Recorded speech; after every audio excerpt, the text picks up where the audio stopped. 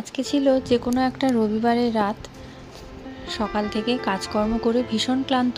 আর এখন যেটা করছি সেটা হলো নেক্সট দিন মানে সোমবার সকালে রান্নার জন্য ব্যবস্থা করে রাখা, কিছুটা এগিয়ে রাখা, যাতে সকালবেলা উঠে আর আমাকে এত তাড়াহুড়ো করতে না হয়।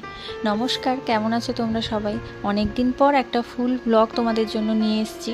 সময়ের ভীষণ অভাব, তাই জন্য ব্লগগুলো এডিট করা হয় না আর লোড করাও হয় না।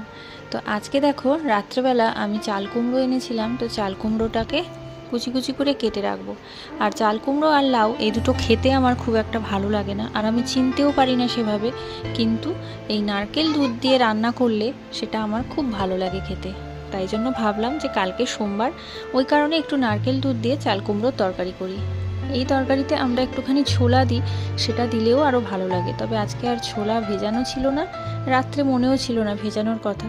তো আমি চাল কুমড়ো দেখো কুচি কুচি করে কেটে নিচ্ছি। এর থেকে সরু করে আমি কাটতে পারি না, অনেকেই আছে একদম ঝিরিঝিরি করে কাটতে পারে, তো আমি এর থেকে সরু করে কাটতে পারি না। যতটা পারি সেরকমই করছি। আমরা মেয়েরা অনেক কিছু জিনিস না পারলেও সংসারের চাপে বাধ্য হয়ে সেই কাজটা করতে হয়। সেটা সবার ক্ষেত্রেই হয়, অবশ্য অনেকের ক্ষেত্রে এই জিনিসগুলো হয়তো হয় না। বাড়িতে মা, শাশুড়ি মা বা কোনো হেল্পিং হ্যান্ড থাকলে ওরা করে দেয়, কিন্তু আমার ক্ষেত্রে সেসব কিছুই নেই। তাই জন্য আমাকে নিজেকেই কিছু কিছু কাজ করতে হয়, যেগুলো আমার হয়তো একদমই করতে পছন্দ নয়। তারপর দেখো, নারকেলটা ফাটিয়ে জল বার করে ভাবলাম একটু জলটা খাবো, কিন্তু জলটা খেয়ে দেখলাম ভীষণ খারাপ খেতে। জলটা মিষ্টি তো একদমই ছিল না। যাই হোক, আর জলটা খাইনি, ফেলে দিয়েছি। আর নারকেলটাকে ফাটালাম, অনেকবার চেষ্টা করলাম, অবশেষে ফেটেছে, কিন্তু একদিকটা ছোট আর একদিকটা একটু গভীর হয়ে ফেটেছে। তো যাই হোক, সেভাবেই আমি কুড়ে নেব।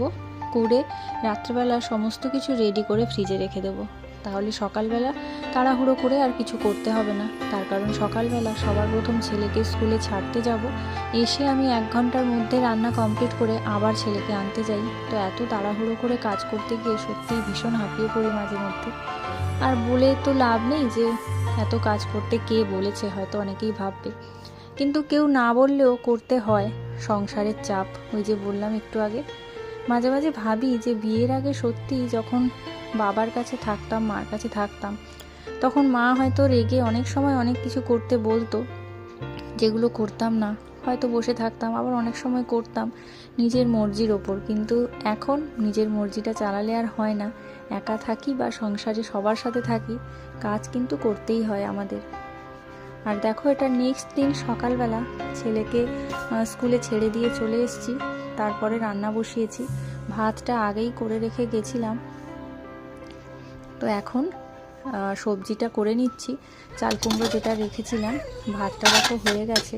করে রেখে গেছিলাম বলতে, আমি ভাতটা অল্প জলে ভালো করে চালটাকে একটু ভিজিয়ে রেখে তারপর ওটাকে গ্যাসে একটুখানি ফুটিয়ে গ্যাসটাকে অফ করে দিই। এটা হচ্ছে একটা টিপস, তোমাদের সবাইকে বলে দিই যে তোমরা কি করবে, চালটাকে একটুখানি ভিজিয়ে রাখবে, তারপরে ওটা গ্যাসে বসিয়ে 5 মিনিট মতন চালটাকে ফোটাবে ভালো মতন। যখন টকবক করে ফুটবে তখন গ্যাসটাকে বন্ধ করে রেখে দেবে।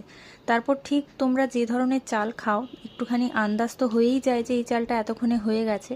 তো আমি যেমন 5-10 মিনিট পরে গিয়ে দেখি আমার ভাতটা হয়ে গেছে, তারপরে গ্যাসটা আবার জ্বালিয়ে ভাতটাকে একটুখানি জাস্ট ফুটিয়ে নিয়ে গড়িয়ে দিই। এতে কি হয় বলো তো, ওই টাইমটাতে তুমি গ্যাসে অন্য কিছুও করতে পারো, আর গ্যাসটা অনেকটা বেশি সাশ্রয় হয়। ওই কারণেই এই জিনিসটা করা।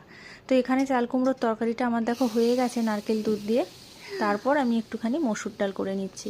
আজকে নিরামিষ ছিল, যার জন্য আর আজকে তোমরা মাছ মাংস কিছুই দেখতে পাবে না। নিরামিষ মসুর আর মুগ ডাল একসাথে মিশিয়ে খাচ্ছি। মসুর ডালটা কিন্তু নিরামিষের মধ্যে পড়ে না, কিন্তু তাও আমি একসাথে দুটো মিশিয়ে খাই। আর এরপর রান্নাবান্না শেষ করে চলে গেলাম ছেলেকে আনতে। বাইরে ওয়েদারটা আজকে ভীষণ গরম ছিল, খুব একটা রোদ ছিল না, কিন্তু ভীষণ গরম ছিল। তো চলো, সংসারের কাজ তো লেগেই থাকবে, তার মাঝখানে তোমাদের সাথে টুকটাক ব্লগগুলো শেয়ার করি।